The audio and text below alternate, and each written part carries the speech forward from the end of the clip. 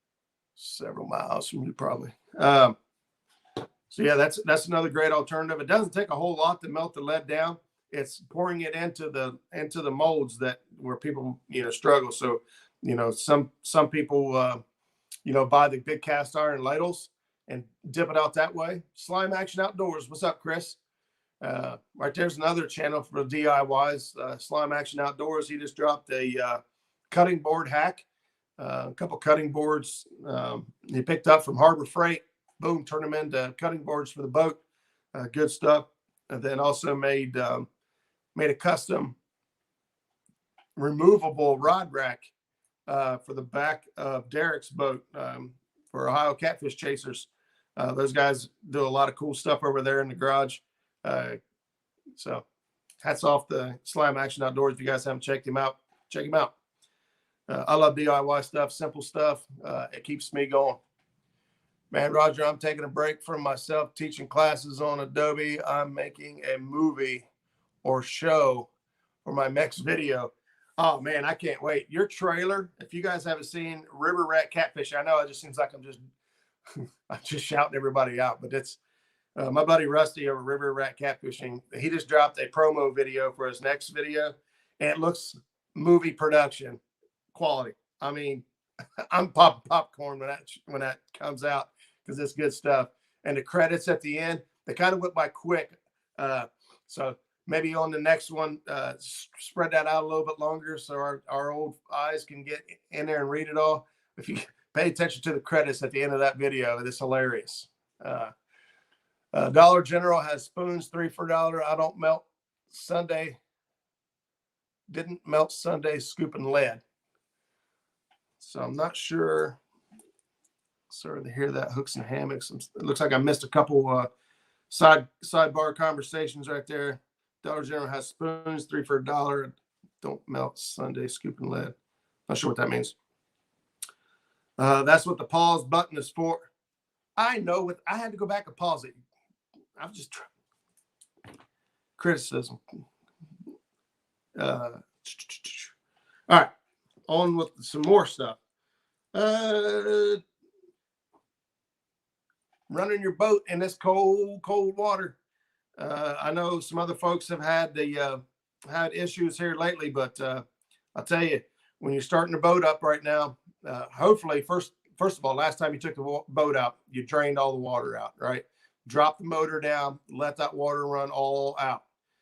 So here, I watched a couple of videos today because there's a little bit of controversy around this next topic, which is, do you start the motor and try to flush out the last remaining bits of water, or do you not? You don't. And so to each their own. But today I watched videos from Yamaha certified technicians that both said that even starting it for a few seconds out of the water can damage your water impeller, causing possible issues later down the road.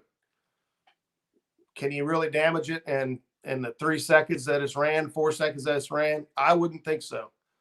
But I did look today and started digging videos out to see if that was actually bad for the motor or not. And overwhelmingly, I found that it was not a good idea to start the motor after it's been out of the water. The only other alternative I saw was some guys will raise the motor all the way up. They will lower the motor all the way down until the water stops dripping. Then they'll bring it back to the elevated position, and that allows water to move around in there into other crevices. And then they will drop it again. And on that second drop, they'll get out just a little bit more water. I know for a fact that I've seen boats that have been started afterwards, and a lot of more water comes out. And where that water come from, I'm not sure.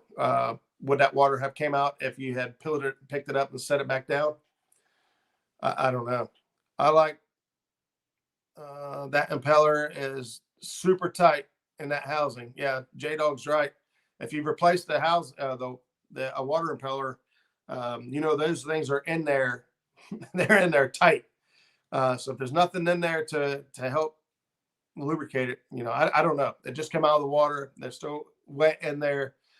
I don't know for sure. But if you're not sure, maybe do some research, pull it up, make your own decision on that. I know for me, I probably won't be starting I got an old boat, and I got enough problems. So I won't take any unnecessary risks. I'll drop her down, let all the water out, and I may drop her twice if I can. Do It makes an electric melting pot you can pour with. Mine works awesome. Yeah, if you're talking about the electric ladle, I've seen that, but it's really, really slow. I got to be honest.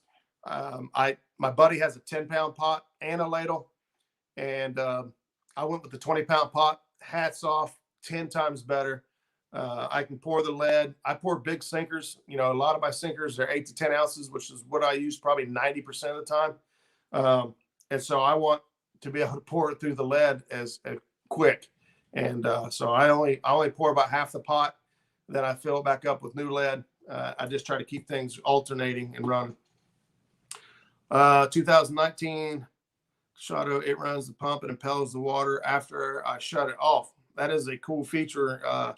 Stephen Corley. Hey, Steve, thanks for stopping in. I didn't catch you earlier. I use spoons for smaller sinker molds and mini muffin pans for no rolls. I got you, buddy. I got you. My buddy does the same thing. He's using muffin pans to make ingots. Roger, I also keep my unit oil changed often, and it gets any moisture in it, it will also freeze. That's a great tip, Ryan. Changing your oil out and making sure you're keeping up on that. If you've got a 4-stroke anyway, that's fantastic. But also your lower unit, you don't want to forget about it. You know, those lower units get water in them, toast. I know for a fact I blew a lower unit out because it got water in it, and it busted out the side of the lower unit. I had to buy another one, and those are not cheap. Now, I shopped around like I normally do. I got a deal on one, but in some cases, you're going to be a lot of money if you don't get the water out of there. So that's why we like to drop it down and try to get all that water out as possible. Watch that boat guy for some more motor tips and tricks. Great. I don't know if I've seen that guy, the boat guy, their Stonefly, so I'll check that out. Lynn Leeper says, here's a few tips you could do when your rod eyes don't ice up. Buy Rain-X to rub on the tip. Also, Vaseline works well. WD-40 or lip balm also works well. There you go. Keep the eyes from icing up. That's a good tip. I missed it. It moved on me. I never start my motor with it out of the water. 20-pound pot's the way to go. Where's the best place for a guy to get a no-roll and egg sinker mold? Man, I'll tell you what. You guys might be able to help me out here, but molds right now are very, very hard to come by. It seems like everyone's wanting to make their own right now. So I honestly, I go on eBay or Amazon and just look for, I just put in what size sinker mold I want. Do It molds is probably 90%. Actually, it's 100% of what I got. All Do It molds is what I'm running here. So that would be my suggestion, is just try to search around for the best price. Pay attention to if you're which one are you using? No roll and egg sinker molds. Okay. Pay attention if you're buying like coin sinker molds. Some of them will include the number 2 brass eyes for you. You know, that might not seem much, but that's a $5 to $8 upcharge, $13 upcharge, depending on how many you get. So keep that in mind when you're buying your molds. Muskrat, also check your plugs on your motor. Importance, absolutely. You know, for most boats, you can get away with the regular tune-up. 3 to 5 years, I think, is what they recommend. 5 years, I think, is what it was for a tune-up. Plugs, wires, you know, rotor cap, button, all that stuff, depending on what type of motor you're running. Jane's Net Crafters, I'm not sure what happened there. Mini muffin pans. Lead comes with different percentages of purity, which will affect the weight. So be careful when you're buying used lead. Stephen Corley, that's right. That's 100%. I know for a fact that if a You know, some of my lead's got 10 in it. I don't, if it ain't exactly 10 ounces, you know, I'm not going to get, you know, real tore up about it. Just because we're getting a lot of our lead from a junkyard, and it comes from a variety of different projects, things that people are bringing in. If you have the opportunity and you know somebody in construction that can get the lead paneling that goes on the X-ray walls, that lead is I think it's 99.9% pure or very close to it, and it is very, very pliable, very easy to work with.